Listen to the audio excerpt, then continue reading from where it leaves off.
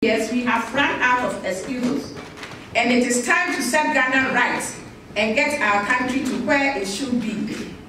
The challenge before us is to build our economy and generate a wealthy, progressive, and dignified life for the mass of our people. Hard work, enterprise, creativity, and consistent fight against corruption in public life will bring the transformation we need. The government is working hard to build the foundations for economic takeoff by creating a congenial atmosphere for businesses to thrive and also position the private sector as an engine of growth. This hard work is paying off as we are seeing some positive results in the economy. The government has abolished the nuisance taxes, ended the frequent power cuts, also known as DUMSO, in our parlance, digitized the business registration process, introduced paperless ports, among others. These have seen a rapid economic growth from 3.6% in December 2016 to 7.9% in 2017. And inflation declined from 15.4% in 2016 to 11.8% in 2017. For the first time in a long while, the macroeconomic fundamentals are looking good, and the critical indices are pointing to the right direction.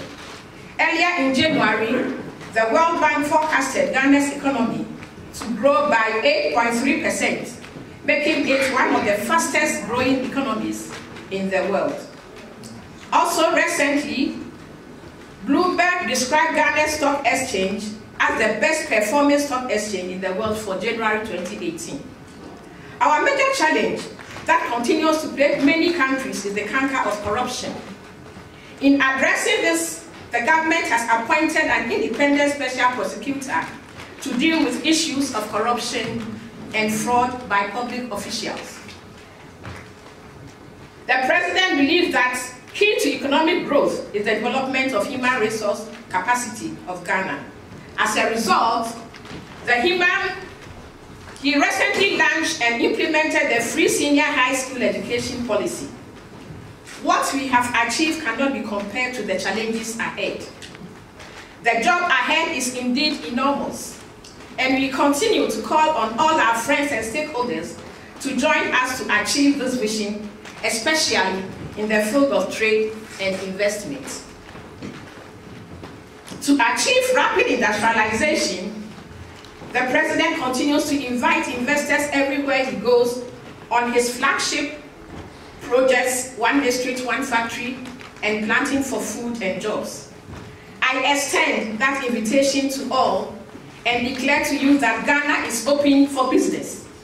Ghana is committed to economic growth.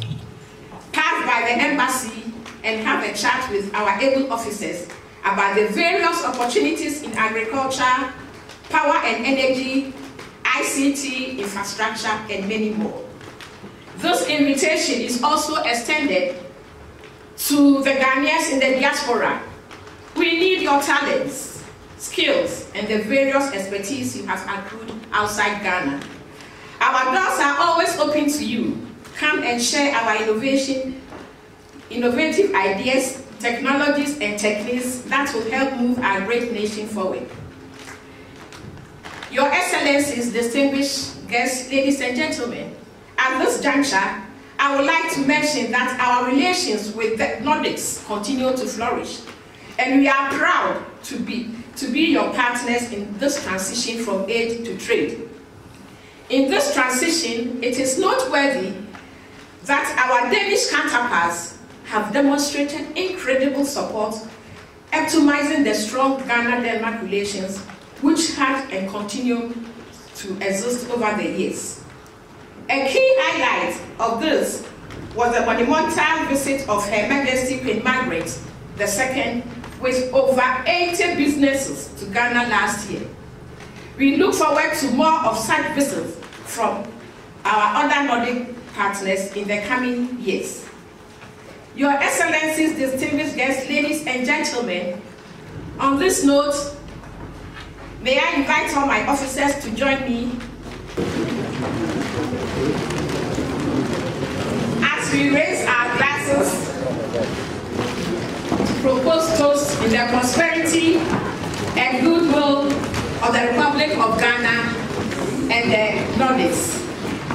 May God bless us all and the people of Ghana and the people of Nordic, and make our homeland great and strong. Thank you very much for your attention. God bless you all. Thank you.